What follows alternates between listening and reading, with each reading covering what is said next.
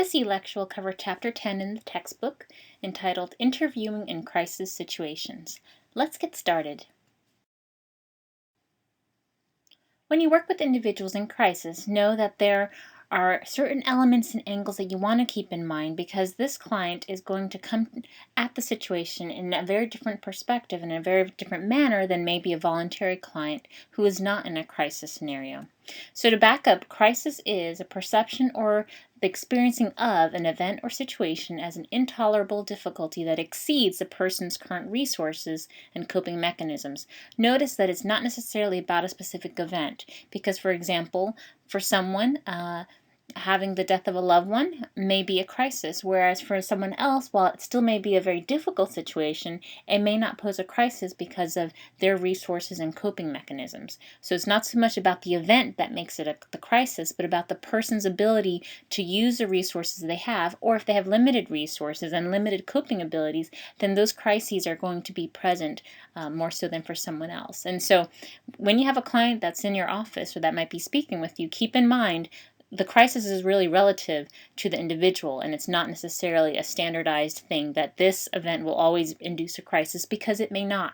And in the same way, sometimes you may have clients that are in crisis whose situation may be one that you don't see very often causing crisis. And so it's not so much about the event, but more about the person's ability to handle and use resources that they have and cope with the event that makes it a crisis. And so after a crisis, or during a crisis as well, people need immediate support to stabilize those reactions. The crisis induce so many variety of feelings and emotions, and people can feel like they're just reeling and spiraling, and they're just trying to grasp something to ground them back to normalcy. And so it's important for these individuals to seek the support so they can begin processing and adapting to this disruption that's present in their lives. Most often crises occur, and their life is never quite exactly the same, and that's why it is partly a crisis. So keep these definitions in mind when we're talking about individuals in crisis. These are the events that we're referring to and the definitions that we mean when we say a crisis, a client who is in crisis. Even in crisis work, we can use solution-focused therapy in the solution-focused paradigm, because we do believe that even in the most bleak circumstances, even in the most dire situations and the worst crisis situation, there is still solution, there are still strengths that are present. And so it is our job to help guide that client and support them through that process, because oftentimes because of the crisis, they really will have a very difficult time seeing those solutions and seeing those strengths that they possess. So we allow our clients to focus on what they want to see different and start drawing on those past successes and strengths. We will be going in a few slides as far as the procedure and the steps that are involved when you work with someone in crisis. But keep in mind that we're going to listen to the situation, we're going to listen to their feelings and reactions, but we're ultimately going to try to move them to a solution-focused angle where they are going to be able to see things differently and focus on maybe some solutions to help in their circumstance.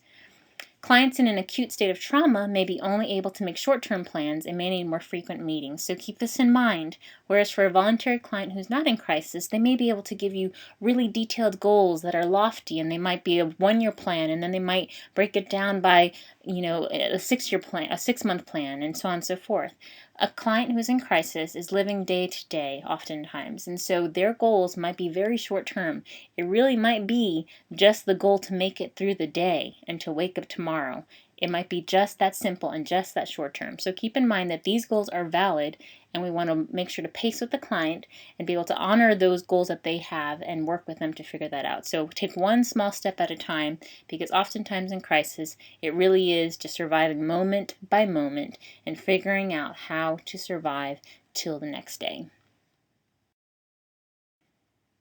So when you interview clients in crisis, just like all of the other interviews, you use those foundational skills that we've discussed at length already: empathy, active listening, paraphrasing, reflecting, clarification, and summarizing. You're going to use these skills, of course, because now they are part of who you are, right? And so whether your client's in crisis, or whether they're a child, or whether they're mandated, whether it's a dyad, whether it's a voluntary individual, you still use these foundational skills because they make you an effective and efficient listener and a communicator with these clients.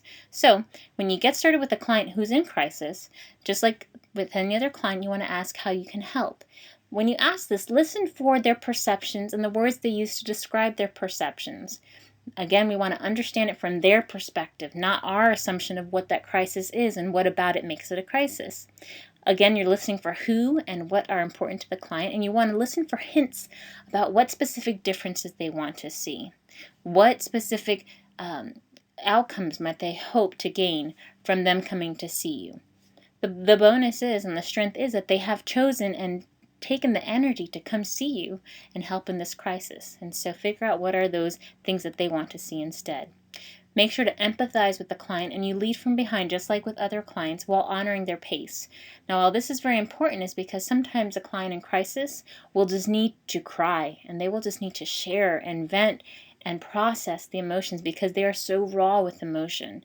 And so if you try to quickly dismiss that and move on into solution building, you completely miss the opportunity to empathize and truly support the client where they need. And so keep track, and you will know when you start to get too far ahead of your client. You will know because they will maybe look at you odd. They might seem a bit resistant and defensive. You'll notice in their body language, their nonverbal language, and it might even say something to you if they feel like you're pushing them and you're not really tracking with what they need.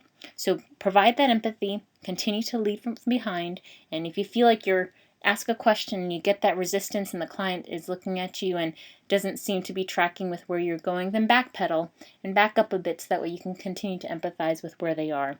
Listen, affirm those perceptions, show empathy, understanding, and concern. Some ways you can do this are, I can only imagine how difficult the situation is for you, or I am amazed at your ability to handle this situation as well as you are. Or, this is really difficult, isn't it? And so being able to make those statements that show empathy to your client.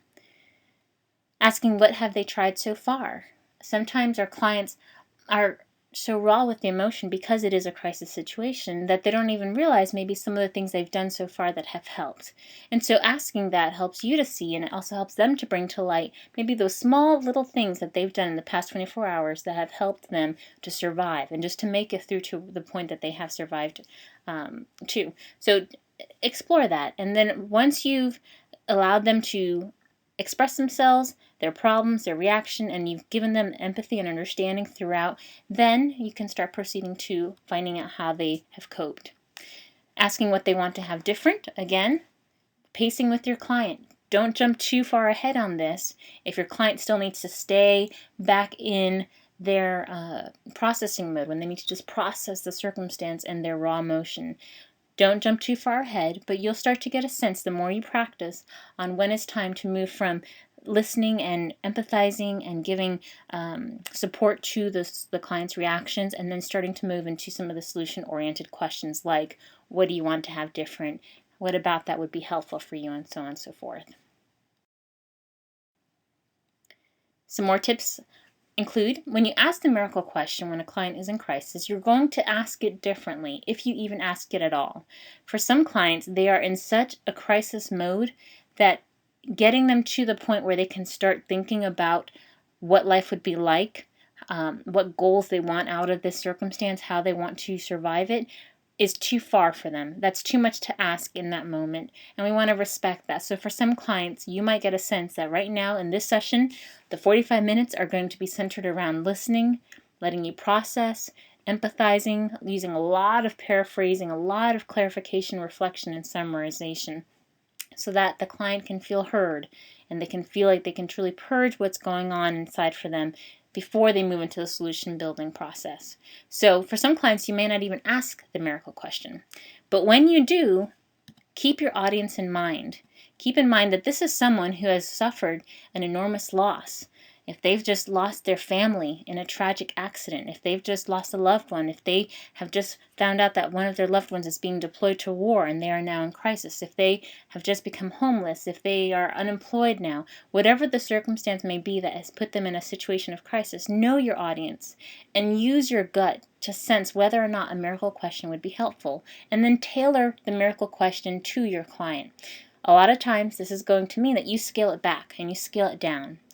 Usually the miracle question entails that the client goes to sleep and Overnight, a miracle happens, and this miracle is that the problem that brought you here is completely solved. But since you're asleep, you don't know that it had taken place, and so when you wake up the next morning, what would be the first thing that you would notice that would tell you that this problem was solved? That's the usual way of saying the miracle question. The problem with that is when a client is in crisis, if you tell them that the problem is completely solved, which seems like a completely ridiculous idea, considering where they are emotionally, it can come off as very insensitive. If they just lost their child in a tragic accident, and you say, tomorrow you wake up and this problem is completely solved, that just feels so insensitive because you can't reverse that. Their child will not be back home. They won't necessarily have that loved one back with them. They won't necessarily have to deal with the rehab and the therapy and whatever else is entailed with the crisis. So that's why we want to scale it back. And maybe instead of asking and saying that it's going to be completely gone, we just start where the client is. So for example, if your client says earlier on in the interview that all he wants is just to be able to feel like he can think clearly, and that he can just start to get his brain back to think clearly to know what to do next. That's what he wants from your session. When you go to move into the miracle question, if you decide to use it with him, I would word it in a way that would say something like, so let's say you go home tonight and while you're sleeping, this miracle happens. But you're asleep, so you don't realize a miracle has happened. And this miracle is that maybe your thinking and your ability to think clearly and to process things is coming back to you just the way you normally are used to it being. And things are starting to seem a little clearer that will allow you to start thinking clearer. And so when things are just a little bit clearer, what will be different when you wake up that day, when you have just more clarity in your thought? So notice how I took what the client had already told me and I tailored the miracle question to reflect that.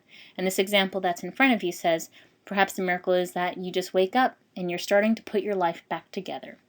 And that's just one thing that a client may want. Or maybe if they want to just sleep well one night, they wake up and they have had a good night's sleep. What would be some of the things that they would notice that this would make a difference? So keep in mind that you tailor the miracle question when it comes to crisis clients. You still use the miracle question in all of its glory when they're not in crisis, but specifically with someone in crisis, use your intuition, adapt it so it's workable and so that it's relevant and it's sensitive to the client's circumstance. Use those coping questions and explore them. So asking things like, what have they found helpful so far? Or when you've been in difficult situations in the past, what helped you back then? Sometimes when we're in our own crisis, all we can see is a current dismal experience. Oftentimes, it is helpful for us to ask clients, has there been an ever time, maybe it's not been quite this bad, but maybe another time where you had a really hard situation that you were dealing with. What did you do then that was helpful for you to handle it? And oftentimes your client may come up with things that they kind of forgot were helpful to them, and it's helpful for them to bring that back to mind and bring it back to awareness when you ask. Connect with the larger picture. So in other words, what are those bigger picture pieces, whether it's their family, whether it's their career or their investment and their goals, whatever it is that's the larger picture for your client. Sometimes it helps to bring them back and ask, who are those important people? What is the most important thing?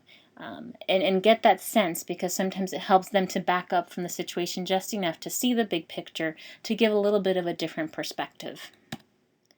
Using those scaling questions as you already know how to use, whether it's for coping, whether it's pre-session changes or looking at next steps, how confident the client is to make the next step, motivation, confidence, etc. Use those, they're a great tool.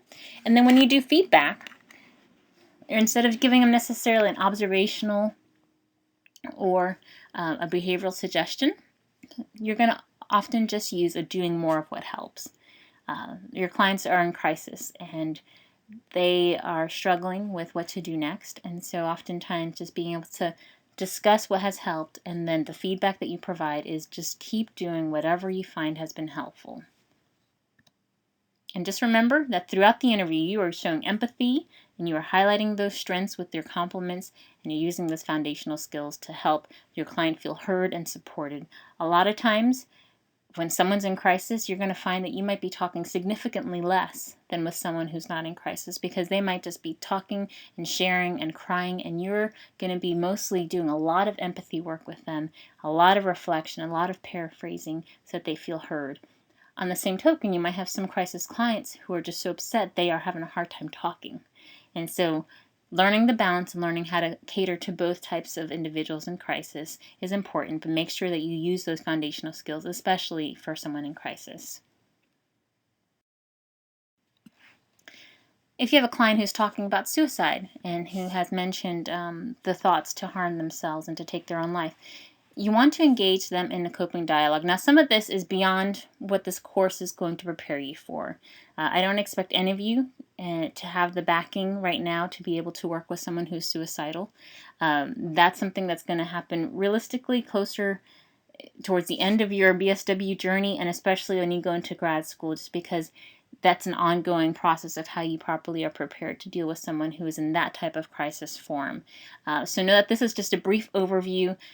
Put this as a foundational context for you, but please know that the caveat to this is now you are not an expert in suicide prevention or intervention, and I just want to make sure that that's clear. But we do want to still assume that even though a client is talking about suicide does not mean that they are not capable of possibly talking about coping skills. And so this is where some people might jump and quickly, just as soon as a client mentions the word suicide or killing themselves, they want to quickly pick up the phone, make the report, call in their supervisor, and haul the person off to the hospital.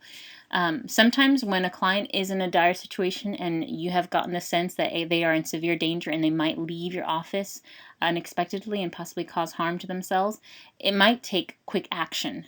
So don't misinterpret that. But there are often times that the client is there coming to talk to you, so they obviously are wanting help. The fact that they're telling you these feelings means that they are reaching out to you to help them, and engaging them in coping dialogue might actually be a really helpful way of them starting to view the situation in a different perspective and realize that there are some coping strategies that they can use that might help them to get through this dark part of their lives. So use those coping questions to invite further dialogue. Things like, how did you get out of bed this morning? And I know that seems so simplistic, but the reality is when someone's in a deep depression, when they are suicidal, it really is that basic. How have they managed to make it to your office? How did they manage to just get out of bed when things are so oppressively difficult for them?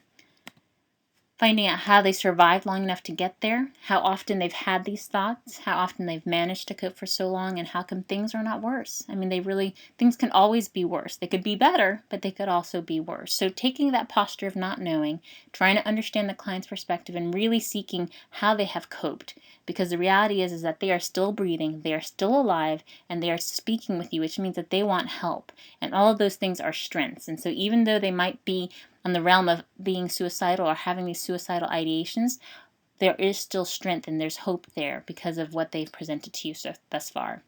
Know that you will learn as you continue in your social work career more elements to assessing suicide. This isn't the entire context. There's a lot more to suicide assessments and dealing with someone who might be lethal to themselves or others.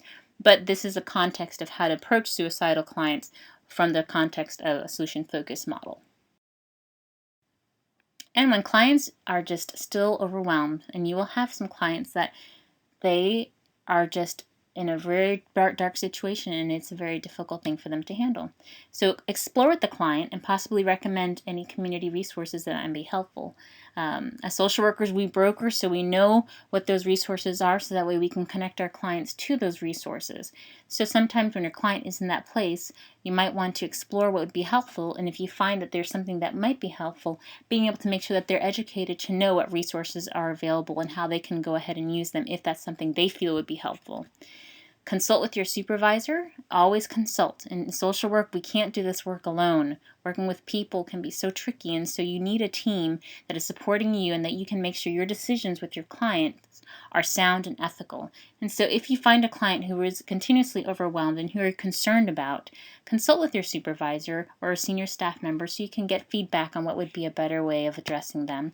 And then if they are overwhelmed, if you've already been able to try to find coping abilities with them and you've done the dialogue with coping with them, you might find that they are more open to other options that are a bit more extreme, like medication or hospitalization, because you've given a chance to hear them out and to really seek alternate options.